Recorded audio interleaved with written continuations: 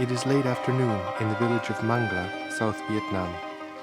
The congregation, gathered in honor of a funeral, processes openly under the cross from the parish to the cemetery.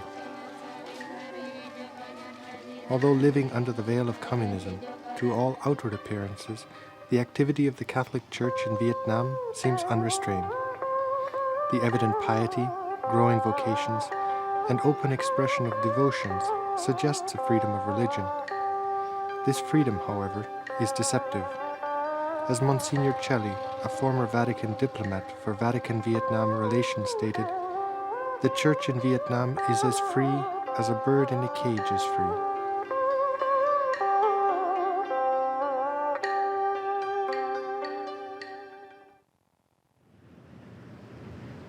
The first traces of the Catholic Church in Vietnam date back to the late 16th century, when European missionaries arrived accompanying the traders. Today, of the approximately 80 million inhabitants, 5 million are Catholics, representing 8% of the total population.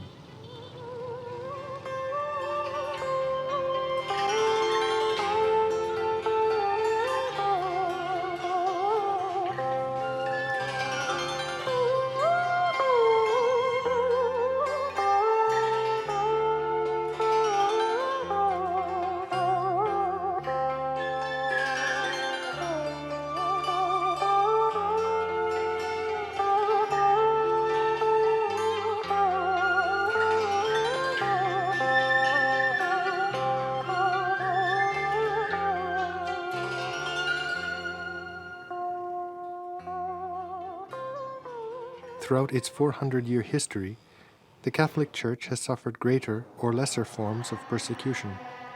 Today, despite official declarations concerning freedom of religion, the Catholic Church is under continual surveillance as a possible threat to social order, and as such is restricted in all her activities.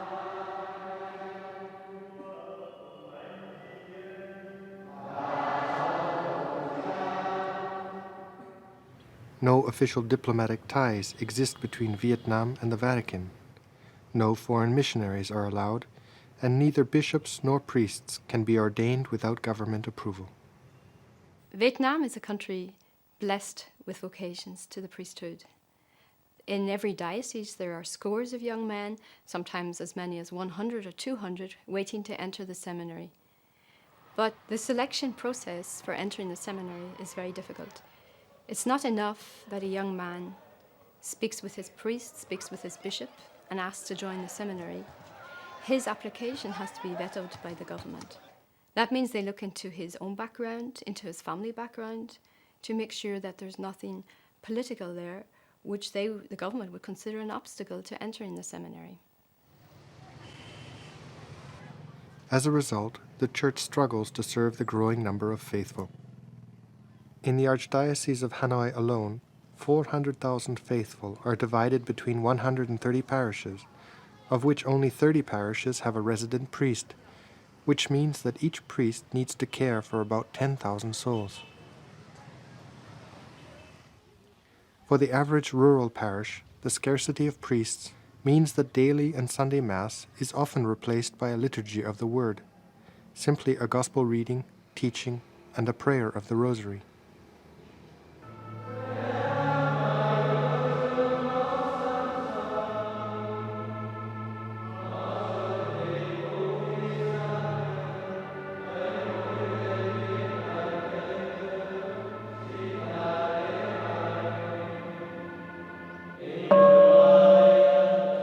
The dramatic nature of this pastoral situation is not for a lack of hopeful candidates.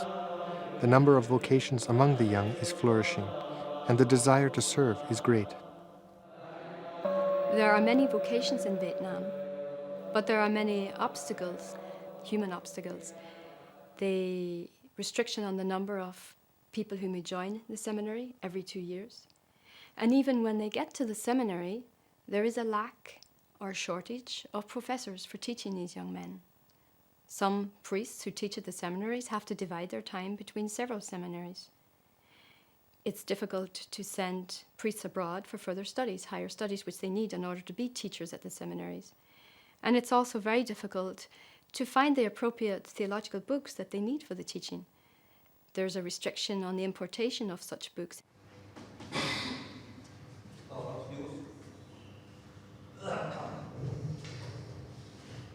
For each student in the seminary, there are between 5 and 10 candidates who wait to enter. The Church is working not to lose these vocations by supporting the study of these young men in the state universities, in anticipation that one day they may be allowed by the government to enter the seminary. Once having received permission, another obstacle facing a seminary rector is the financial cost involved in supporting a seminarian throughout his studies.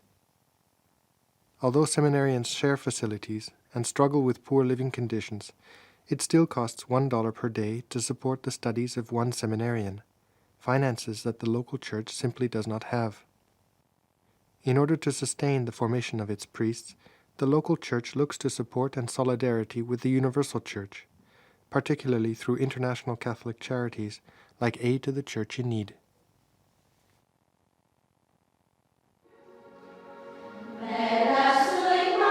With this desperate lack of priests, the work of religious sisters in Vietnam is increasingly vital. As government restrictions allow only few church-based social projects, these religious are either contemplative or primarily involved in pastoral fields such as religious education and spiritual care for the poor and marginalized.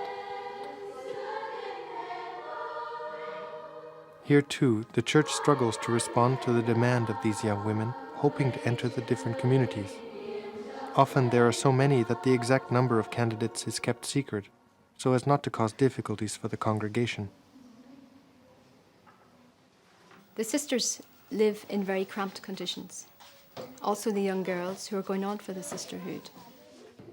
Sometimes you have 20 or 30 young novices living together in a dormitory.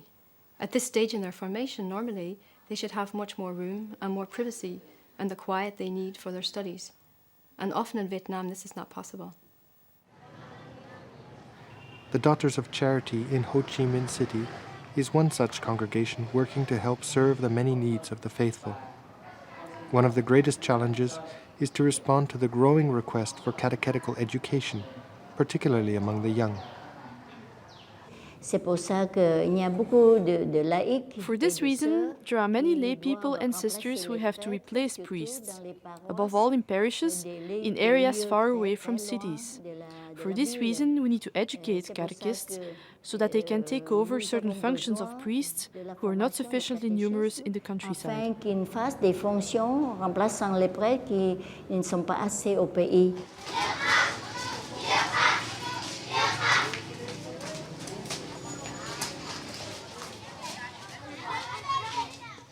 The desire to learn and the need to provide the proper catechetical education is evident. Following the first Sunday Mass at 4 in the morning, hundreds of children gather to receive religious instruction before leaving for state schooling.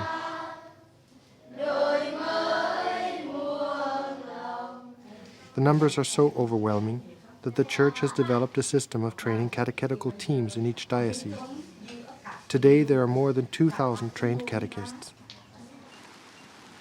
In some regions, due to the inability to be educated openly, these volunteer catechists are only able to receive instruction clandestinely.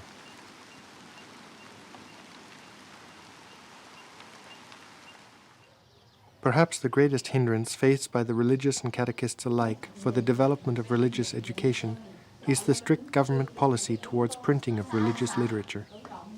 Children often have no means of receiving even the most basic education about the faith.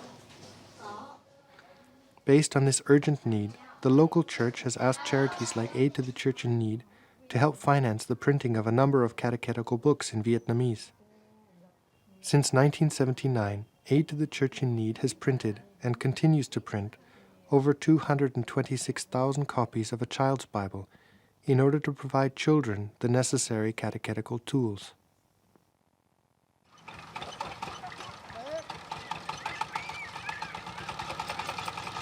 Until 1991, the communist government allowed neither the maintenance of existing churches nor the construction of new ones.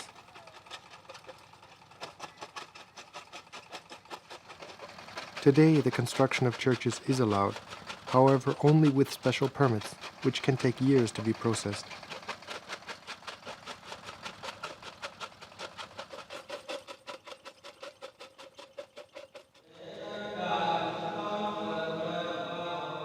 The visible presence of a church is vital to the Catholic community, as it is only in the house of God that faithful can officially obtain teaching, receive the sacraments, and pray as a community.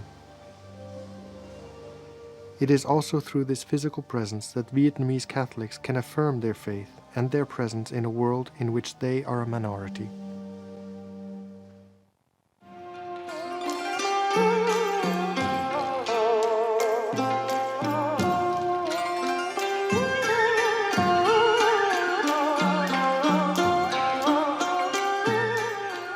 Today, as in many developing nations, there is an increasing rural exodus of young people from the traditional activities of rice farming to the greater economic opportunities offered in such areas as Ho Chi Minh City. The social ills that result, however, are often burdened by the youngest and weakest.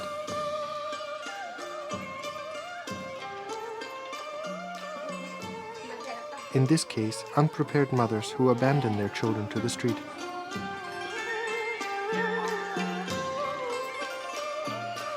Often it is the religious communities who undertake to care and educate these rejected children.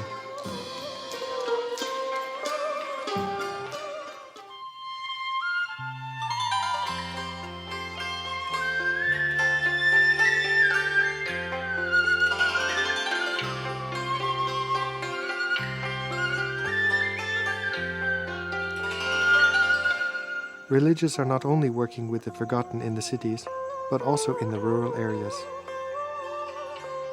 In the mountainous region of central Vietnam, villages dot the landscape inhabited by ethnic minorities, locally called the mountain people. Minorities often resettled, living on the margins of society.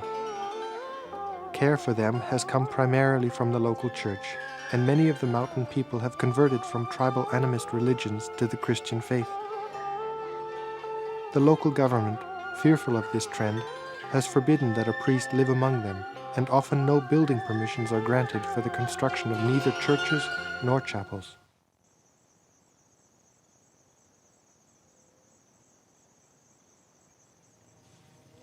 One of the greatest difficulties confronting religious congregations working in these regions is the distance between rural communities.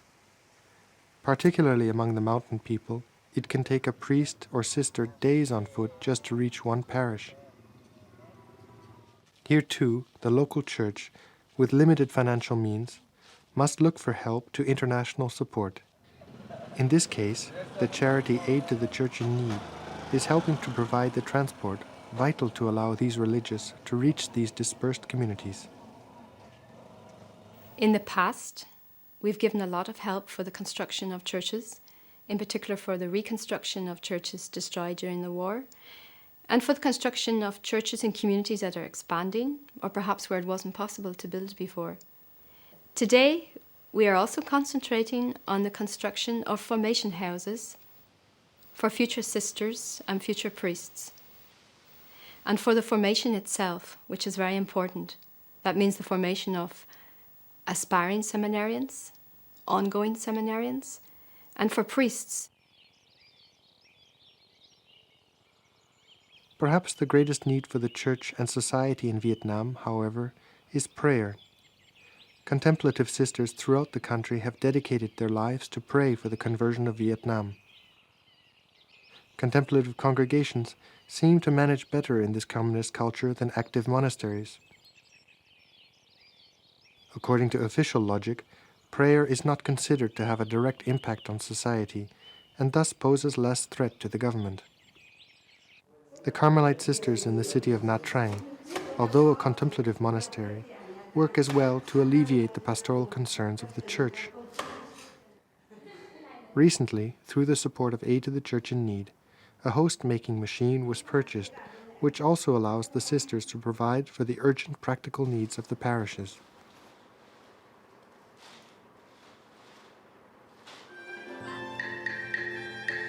Despite the ongoing persecution, the number and enthusiasm of Vietnamese Catholics continues to grow. The seeds of faith are being sown, and although hidden, the roots are deep. It is with this hope that the Universal Church is called to pray and support the Vietnamese Church today in anticipation for the harvest of tomorrow.